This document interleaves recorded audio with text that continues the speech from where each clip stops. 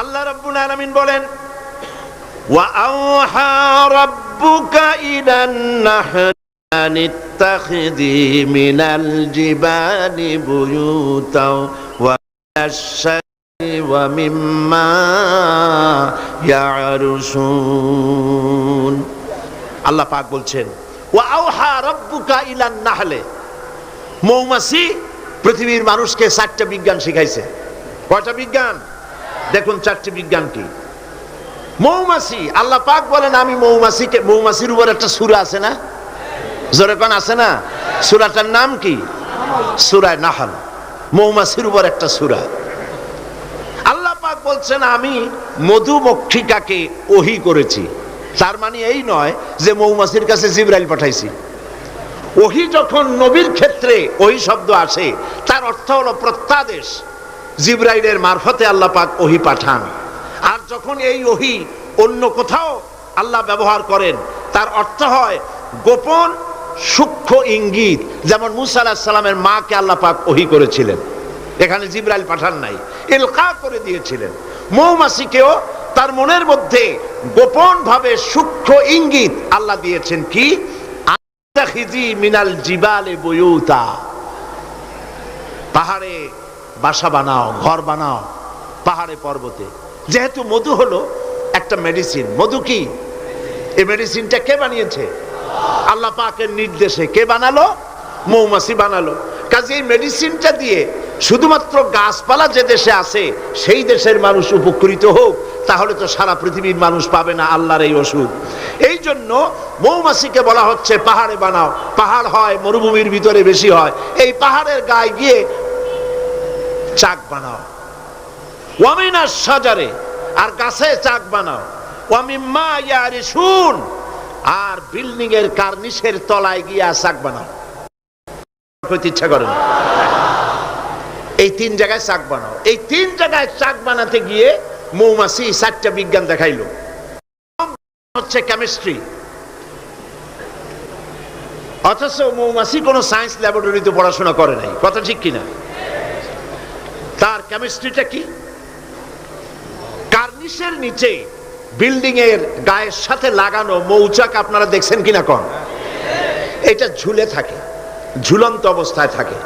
একটা পরিপক্ক ঝুলন্ত মৌচাকে কম করে হলেও সব থেকে বেশি যা শুনেছি, আধা মণ থেকে 35 কেজি, 30-35 কেজি পর্যন্ত ওজন হয়, এত মধু থাকে।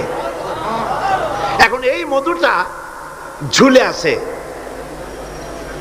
এটা ঝোলাবার জন্য তার কাছে কোনো সুপার গ্লু ছিল না, কোনো আটা ছিল না। আল্লাহ পাক তাকে এমন আটা শিক্ষা দিয়েছেন যে আটা লাগায় দিয়েছে, লাগাবার পর মৌমাছি সেখানে মধু দিয়া 20 কেজি, 30 কেজি, 35 কেজি পর্যন্ত হইল, অথচ ছিঁড়ে পড়লো না। ঠিক কিনা বলেন? মৌচাক কার্নিশ থেকে ছিঁড়ে পড়ে গেছে এরকম দেখা গেছে নাকি? না। মৌ যখন ভরে গেল, তখন মধু কেটে নিয়ে যাওয়ার পর ছেঁড়া খাতা যেমন ঝোলে, ওই রকম দেখা যায় ছেঁড়া খাতার মতো ঝুলছে, তাও পড়ে না। 6 মাস 1 বছর পর্যন্ত লেগে থাকে। ছোট্ট মৌমাছিকে এই আটা জাতীয় কেমিস্ট্রি কে শিখাইল? এই বিজ্ঞান কে তারে শিক্ষা দিল? সুবহানাল্লাহ। এরপরে দেখুন মৌমাছির দ্বিতীয় বিজ্ঞান, ইঞ্জিনিয়ারিং টেকনোলজি। মৌমাছি বাসা বানালো। সেই বাসা 6 কোণ বিশিষ্ট চেম্বার, এক একটা চেম্বার 6টা কোণ। লক্ষ্য করে দেখবেন, সমান মাপের কোণ বিশিষ্ট চেম্বার তৈরি করে লক্ষ লক্ষ চেম্বার। অথচ তার কাছে জ্যামিতি বক্স ছিল না, তার কাছে মেশিন মাপ করে সুন্দর করে এটাকে এভাবে সাজাইয়া এই মৌমাছি ভিতরে মৌ ঢুকাইয়া আবার চেম্বারগুলির মুখ আটকায় দিল, যেন ফোটা ফোটা হইয়া যা সে সঞ্চয় করেছিল তা যেন পড়ে না যায়। এই যে বাসা বানাইলো, এটা হলো তার ইঞ্জিনিয়ারিং টেকনোলজি। এই টেকনোলজি আরো যদি দেখতে চান, বাবুই পাখির কাছে যান।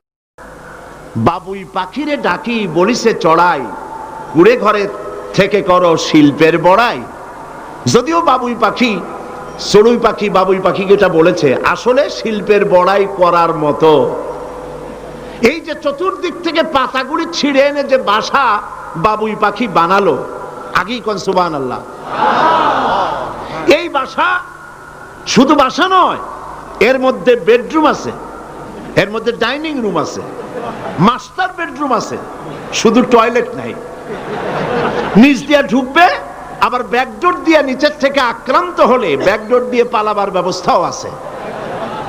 এই বাসার ভেতরে কোনো বিদ্যুৎ লাইন পিডিপি বা আরইবি কেউ লাইন দেয় নাই, ফলে বেচারা অন্ধকারে তারা স্বামী স্ত্রী কনজুগাল লাইফ লিড করবে কি করে। সেজন্য ওর মাথার মধ্যে আল্লাহ এমন বুদ্ধি দিলেন, কিছু কাদা এনে বাসার ভেতরে কাদা লাগিয়ে জোনাকি পোকা 5-6টা ধরে এনে মাথা ভিতরে ঢুকায়া পাছা বাইর করে দিয়ে রেখেছে, অটোমেটিক 0 পাওয়ারের বাল্ব তৈরি হয়ে গেছে।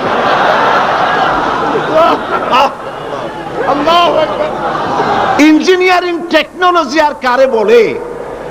আমার দেশের ইঞ্জিনিয়ার যারা আছেন, এই রকমের বাসা বানানো তো দূরের কথা, ভালো করে বাসাটা খুলুন তো দেখি, বুঝবো আপনি কেমন খুলতে পারেন। খুলতেই পারবেন না, বুনানো তো দূরের কথা। এটা গেল 2 নম্বর টেকনোলজি, ইঞ্জিনিয়ারিং টেকনোলজি। এরপরে হলো মেডিকেল সায়েন্স, চিকিৎসা বিজ্ঞান। আল্লাহ রাব্বুল আলামিন মৌমাছিকে বলছেন, সুম্মা কুলি মিন কুল্লি সামারাতি ফাসলুকি সুবুলা বিকা যুলুলাব। সব রকমের ফুল থেকে মধু চুষে নাও আর তোমার রবের নির্ধারিত পথে চলতে থাকো। সব রকমের ফুল থেকে মধু আহরণ করে মৌমাছি আহরণ করে এক জায়গায় রাখলো, পয়জন হলো না, এটা মানুষের জন্য সেবা হয়ে গেল। আর মধু কখনো নষ্ট হয় না, কখনো পচে না। মধু যদি পিওর থাকে, ওর ভিতরে যদি আপনি কিছু না মিশান, বছরের পর বছর মধুর পিও থাকবে, নষ্ট হবে না। আলহামদুলিল্লাহ। ঔষধের পচন ক্রিয়া নষ্ট করার জন্য অ্যালকোহল ব্যবহার করা হয়। বিজ্ঞানীরা আবিষ্কার করেছেন অ্যালকোহলের কোনো প্রয়োজন নাই, বরং অ্যালকোহলের পরিবর্তে হালাল মধু ব্যবহার করলেই ঔষধের পচন ক্রিয়া নষ্ট হতে পারে। আল্লাহ পাক বলেছেন, ফিহে শিফাউল লিন্নাস, এর মধ্যে রয়েছে মানব গোষ্ঠীর জন্য সেবা, রোগের প্রতিষেধক। সুবহানাল্লাহ বিহামদিহি। এটা হলো মেডিকেল সায়েন্স। চতুর্দিক থেকে মধু সংগ্রহ করে একত্রিত করছে, পয়জন হচ্ছে না, এটা তার জন্য মানুষের জন্য সেবা হয়ে যাচ্ছে। 4 নম্বরে মৌমাছির কাছে যে বিজ্ঞান শিখবেন সেটা হলো মেরিন বায়োলজি। আল্লাহ পাক বলছেন, ফুল থেকে মধু আহরণের জন্য তুমি চলে যাও, কিন্তু রাস্তা ভুলে যেও না, রাস্তা ভুলে যেও না। একটা মৌমাছি তার বাসা থেকে, এগুলো নিয়ে যারা রিসার্চ করেছেন, প্রাণীতত্ত্ববিদরা বলেছেন, মৌমাছি ফুল থেকে মধু গ্রহণ করার জন্য নিজের বাসা থেকে 10 মাইল পর্যন্ত দূরে চলে যায়।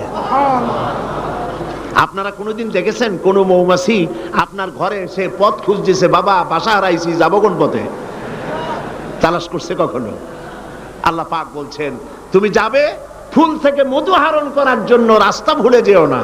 সুবহানাল্লাহ বিহামদিহি। সমুদ্রের ভিতরে নাবিকেরা যখন জাহাজ চালায়, ইনল্যান্ড রিভার লাইনে, আমাদের দেশীয় নদীগুলিতে স্টিমার যখন থাকে সামনে সার্চ লাইট থাকে, কিন্তু সমুদ্রে শিপগুলি, এদের কোনো সার্চ লাইটের দরকার নাই। সার্চ লাইট জ্বালাই দেখবে কি? পানি আর পানি, কি দেখবে? সেই জন্য তাদের জন্য প্রয়োজন হচ্ছে একটা মানচিত্র আর একটা কম্পাস। কম্পাস, মানচিত্র, রাডার, এগুলিকে ফলো করে স্টিমার শিপগুলি মহাসমুদ্রের ভেতর দিয়ে চলে, পথ হারায় না। এবার আপনি বলেন, মৌমাছি নিজের মৌচাক, এই চট্টগ্রাম কলেজের কার্নিসের নিচে তার বাসা, মধু আহরণ করার জন্য চলে গেল। এখান থেকে 10 মাইল কদ্দূর? বদ্দারহাট নাকি হাটহাজারী? হাটহাজারী গেছে মধু আনতে। ওর কাছে কোনো কম্পাস ছিল? কোনো মানচিত্র ছিল? কোনো মানচিত্র কোনো কম্পাস নাই, চলে গিয়েছে মৌ আনতে, আর ঠিক সেখান থেকে মধু মুখে করে এনে আবার জায়গায় পৌঁছে গিয়েছে। সুবহানাল্লাহ বিহামদিহি। হে মানুষ, তুমি কোনটা দিয়ে আল্লাহর সাথে, তুমি কি দিয়ে নিজের বড়াই করো? কোন ক্ষেত্রেই মানুষের বড়াই নয়, সমস্ত শ্রেষ্ঠত্ব, বিরাটত্ব, মহানত্ব সবটাই আল্লাহ রাব্বুল আলামিনের জন্য। জোরে সরে বলেন আল্লাহু আকবার। এখন মুনাজাত হবে, মুনাজাতের জন্য দাঁড়ানো ভাইরা সব বসে। আল্লাহুম্মা আমিন। রব্বানা যালামনা আনফুসানা ওয়া ইল্লাম তাগফির লানা ওয়া তারহামনা লানাকুনান্না মিনাল খাসিরিন। আয় আল্লাহ তাআলা, লাখ লাখো মুসলমান নরনারী দীর্ঘক্ষণ ধরে আমরা তোমার দ্বীনের কথা, কোরআনের কথা শুনেছি। আল্লাহ তাআলা মেহেরবানি করে সওয়াবটুকুন জনাবে মুহাম্মদুর রাসূলুল্লাহ সাল্লাল্লাহু আলাইহি ওয়াসাল্লামের রূহ মোবারকে পৌঁছায় দাও। আমাদের মধ্য থেকে যাদের মা বাপ দুনিয়া থেকে বিদায় হয়ে গেছে, আল্লাহ দয়া করে কবরগুলিকে জান্নাতের টুকরায় পরিণত করে দাও। আমাদের বন্ধু বান্ধব, আত্মীয় স্বজন যার যা মারা গেছে, প্রত্যেকের রুহের পরে সওয়াব পৌঁছায় দাও। রব্বুল আলামিন, সারা জীবন যত গুনাহ করেছি, আমাদের জিন্দেগীর সকল গুনাহ খাতা মাফ করে দাও।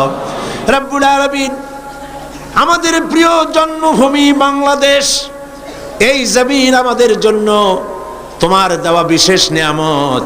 আয় আল্লাহ, এই দেশের হেফাজত, এ দেশের স্বাধীনতার সার্বভৌমত্ব কিয়ামত পর্যন্ত তুমি অক্ষুণ্ণ রাখো। সন্ত্রাস মুক্ত, দুর্নীতি মুক্ত একটি দেশ আমাদেরকে উপহার দাও। এমন পরিবেশ তুমি তৈরি করে দাও যাতে করে তোমার কোরআন সুন্নাহ এ দেশে পরিচালিত হতে পারে। রব্বুল আলামিন, মা বোনেরা প্রতিদিন কষ্ট করে আসেন, আল্লাহ মা বোনদের জিন্দেগির গুনাহ খাতা মাফ করে দাও। রব্বুল আলামিন, আয় আল্লাহ, तमाम পৃথিবীতে মুসলমানেরা যত দেশে বিপদে মুসিবতে আছে, প্যালেস্টাইনের মুসলমান, কাশ্মীরের মুসলমান, আয় আল্লাহ, সোমালিয়া সুদানের মুসলমান, ইরিত্রিয়ার মুসলমান, আলজেরিয়া, চেচনিয়া, বসনিয়ার মুসলমান, বার্মার মুসলমান, যত জায়গায় বিপদে আছে আল্লাহ তুমি তাদের সাহায্যকারী, হামি ও নাসির হয়ে যাও। আয় আল্লাহ, আমাদের অপরাধের কারণে, আমাদের গুনার কারণে আমাদের উপরে তুমি নারাজ হয়েছো, আল্লাহ তুমি দয়া করে আমাদেরকে ক্ষমা করে দাও। রব্বুল আলামিন, মুসলমানদের উপরে तमाम পৃথিবীর চতুর্দিক থেকে বিপদ ঘনায় আসতেছে। আল্লাহ, আমরা তোমার কাছে আশ্রয় চাই। শত্রুল আরশে মাসবুলুন আলাইনা ওয়া আইনুল্লাহি নাজিরাতুন ইলাইনা বিহাউলিল্লাহি লা ইয়াকদিরু আলাইনা। আল্লাহুম্মা ইয়া মুনজিলাল কিতাব ওয়া মুজরিয়াস সাহাব ওয়া সারিয়াল হিসাব হাজিমিল আহজাব আল্লাহুম্মা হজিমহুম ওয়া জালজিলহুম ওয়ানসুরনা আলাইহিম। হে আল্লাহ তাআলা, তুমি মুসলমানদেরকে সাহায্য করো। আল্লাহুম্মা জিদনা ওয়া লা তানকুসনা ওয়া আকরিমনা ওয়া লা তুহিন্না ওয়া আকরিমনা ওয়া লা তুহিন্না ওয়া আকরিমনা ওয়া লা তুহিন্না ওয়া আতিনা ওয়া লা তাহরিমনা ওয়া আথিরনা ওয়া লা তুসির আলাইনা ওয়া আরদিনা ওয়ারদা আন্না ইয়া কারীম ইয়া রাব্বাল আলামিন। আল্লাহুম্মা আইজ্জাল ইসলাম ওয়াল মুসলিমিন, আল্লাহুম্মা আহলিকিল কাফারাতা ওয়াল মুবতাদিআতা ওয়াল ইয়াহুদা ওয়াল হুনুদা ওয়ান নাসারা ওয়াল মুশরিকিন। আল্লাহুম্মা শাত্তিত শামলাহুম, আল্লাহুম্মা মাযজিক জামাআহুম, আল্লাহুম্মা দাম্মির দিয়ারাহুম, আল্লাহুম্মা আনসুর মান نصر دين محمد واخذل من خذل المسلمين آمين. ربنا تقبل منا إنك أنت السميع العليم وتب علينا إنك أنت التواب الرحيم. سبحان ربك رب العزة عما يصفون.